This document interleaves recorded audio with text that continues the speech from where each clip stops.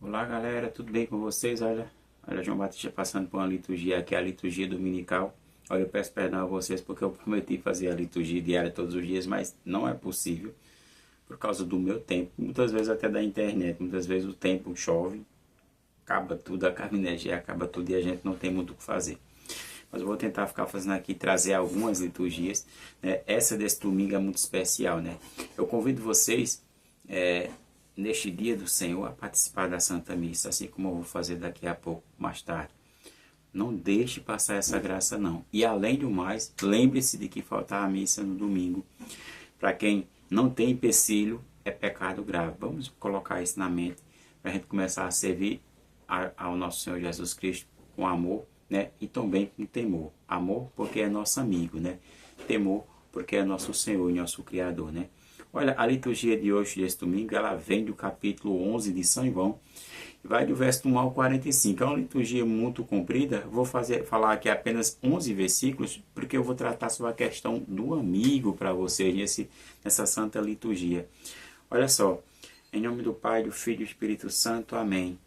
O Evangelho de Nosso Senhor Jesus, o Evangelho de Nosso Senhor Jesus Cristo, segundo São João, no capítulo 11, verso 1 ao 45. Vamos lá. Naquele tempo havia um doente, Lázaro, que era de Betânia, o povoado de Marta e de Maria. O povoado de Maria e de Marta, sua irmã. Maria era aquela que ungira o Senhor com perfume, e enxugará os pés dele com seus cabelos. O irmão dela, Lázaro, é que estava doente. As irmãs mandaram então dizer a Jesus: Senhor, aquele que amas está doente.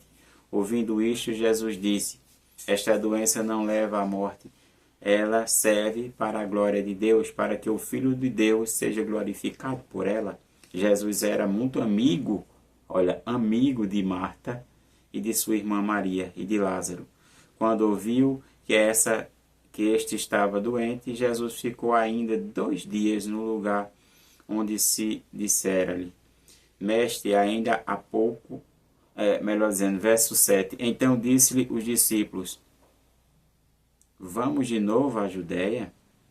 Os discípulos disseram-lhe: Mestre, ainda há pouco os judeus queriam apedrejar-te, e agora vais outra vez para lá? Jesus respondeu: O dia não tem 12 horas, se alguém caminhar de dia, não tropeça, porque vê a luz deste mundo. Mas se alguém caminha de noite, tropeça, porque lhe falta a luz. Depois acrescentou: Nosso amigo Lázaro dorme, mas eu vou acordá-lo. É interessante, né? A palavra do Senhor, graças a Deus. Eu diz, o Evangelho de hoje vai falar sobre amigos, aqui 2, 3 vezes. É um Evangelho numa profundidade teológica muito forte, né? Que vai trazer vários pontos. Mas eu vou trazer a parte do amigo aqui, né?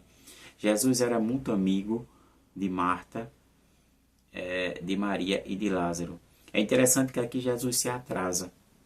Ele não vem na hora que Lázaro estava doente, por um propósito, porque aquela doença ia servir para manifestar a glória de Deus no meio dos seus irmãos e para que os outros crescem neles, né? E crescem de uma maneira mais perfeita. Que a fé de Lázaro, de Marta e de Maria ainda não eram perfeitas, né?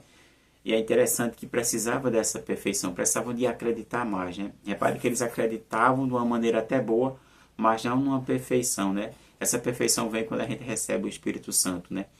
É interessante que dentro desse contexto, a gente poderia meditar como os pais da igreja meditaram, São João Crisóstomo, quando vai falar que Jesus não ia voltar. Os discípulos ficaram perturbados, porque Jesus ia voltar para o mesmo canto que estava sendo perseguido. Mas Jesus não vai mais discutir com eles, né? Nosso amigo diz ele, para mostrar o quão fortemente ele estava fardado aí. Quando fala nosso amigo, né, estava doente, está morto, Jesus deixou claramente que ele precisava estar, né? Ele precisava estar ali, mas ele tinha o objetivo de chegar até Lázaro, né? Quando fala nosso amigo, ele está dizendo assim: eu vou ajudá-lo, mas agora tudo tem seu tempo. Vamos ficar mais um pouquinho por aqui. É interessante que dentro desse contexto, quando Jesus chega lá, encontra Lázaro morto há 4 dias, né? Ora, 4 dias ninguém suporta mais o mau cheiro, né, que passa sobre um cadáver, né? É interessante que dentro desses 4 dias, alguns pais da igreja, eles vão trazer que são aquilo que a gente vive, né, de pecado. O ponto aonde Jesus vai chegar, né? O primeiro dia, os pais da igreja vão dizer que é de fato a alegria no coração pelo pecado, aquele quando a gente conhece o pecado, né? Aquilo quando a gente se aproxima dele e geralmente o pecado nos agrada, né? O segundo dia, né, é o consentimento. Eu vou fazer. Primeiro dia, a alegria no coração. Segundo dia, o consentimento. O terceiro dia, o ato. O quarto dia, o hábito. Isso aí se tornou habitual. Já para mim já não é mais pecado, já não ofende mais a Deus. Dentro desse contexto, a gente encaixa a pessoa do amigo. Como a gente está procurando nossos amigos, né? Qual é o critério para a gente buscar nossos amigos? Será que a gente já tem amigos? Né? Será que nós somos amigos dessas pessoas nas boas ou nos maus momentos? É interessante, Jesus mostrou que ele era amigo de Lázaro, tanto nos bons quanto nos maus momentos. Ele ia visitar Lázaro e as suas irmãs frequentemente. É interessante para a gente começar a pensar, qual a escolha que eu estou fazendo para ter amigos, né? E depois, qual o momento que de fato o meu amigo precisa de mim? Será que eu só estou dando conselho somente materialista, somente para o meu amigo ter as coisas? Eu não estou querendo que meu amigo busque aquilo que de fato permanece, que é o espiritual.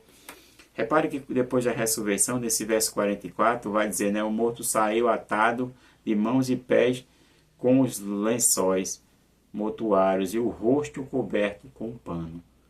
Aqui mostra como o pecado nos deixa espiritualmente amarrados, sem possibilidade de andar espiritualmente, e nossos olhos vedados. E Jesus vai lá, tirem os lençóis dele, façam com que ele veja e com que ele ande. É interessante, é isso que Jesus faz na nossa vida, né? Para a gente completar, pega a sua Sagrada Escritura aí e entenda, né, a Bíblia Ave Maria aqui, a função daqueles que muitas vezes pedem milagre a Jesus, aqueles que querem ajudar os amigos em oração, e a coisa não anda, né? Jesus ele vai dizer aqui no capítulo de João, quando ele está se referindo aos amigos, e é um versículo interessante de você guardar na sua mente. João 15,15 vai dizer, né? Já não vos chamo servos, porque o servo não sabe o que faz seu senhor, mas chamo-vos amigos, pois vos dei a conhecer tudo quanto ouvi de meu Pai. Portanto, o amigo, neste contexto aqui do Evangelho, ele ia saber esperar, mas ele conhecia bem o que o seu Senhor estava fazendo. É interessante que o Evangelho de hoje, do próprio João, Marta e Maria não conheciam bem o que Jesus estava fazendo para chegar até Lázaro. Mas a partir do momento que Maria começou a conversar mais Marta com Jesus, elas começaram a partir daí conhecer. E é interessante, quando Jesus fala sobre essa questão, já não chamar nós de servos, mas de amigos, ele falou para os apóstolos e também fala para nós, né? Para que a gente tenha isso na mente, né? Entenda melhor a função do amigo, é conhecer o outro, é saber as fragilidades físicas e também espirituais do outro, e com isso poder ajudá-lo, né? Para a gente poder ressuscitar nossos amigos, como muitas vezes alguém já nos ressuscitou, com a palavra de Deus, com o conselho, levando nós para a igreja, começando a praticar melhor a fé. Eu peço a você que abra a sua Bíblia novamente, saia de João 15,15 e vá para Provérbios, né, 17:17. Duas passagens fáceis de se encontrar, onde vai dizer, né, o amigo ama em tudo, em todo o tempo. Na desgraça, ele se torna um irmão. E é isso que Jesus veio trazer para nós, né? Lembre-se do que Jesus falou para Marta, para Maria Madalena, melhor dizendo, no capítulo 20, verso 17, né? Subo para meu Pai, vosso Pai, meu Deus e vosso Deus. Jesus nos chamou de irmãos.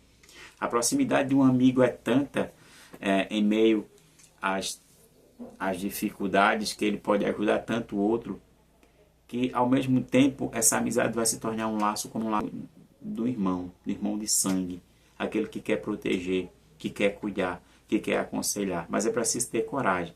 para fazer determinadas coisas, tá certo? Lembre-se dessas duas passagens, procure na sua Bíblia aí, do capítulo 15 de São João, e Provérbios 17 fala sobre o amigo, olha só. Saiba bem procurar um amigo. Entenda o momento que o seu amigo está precisando de você. E se você não tem amigo, procure ter amigo. O ser humano não pode viver isolado. Tem que ter amigo. E que esse amigo goste daquilo que você gosta, que gosta das coisas de Deus. E se não gostar, né, que você faça por dom desse seu amigo gostar, compartilhando com ele as maravilhas que Deus faz na sua vida, né? Olha, salve a Maria. E que viva Cristo Rei, que tire o pano do rosto, dos olhos do seu amigo, né? Agora, é claro, tudo isso com a permissão dele.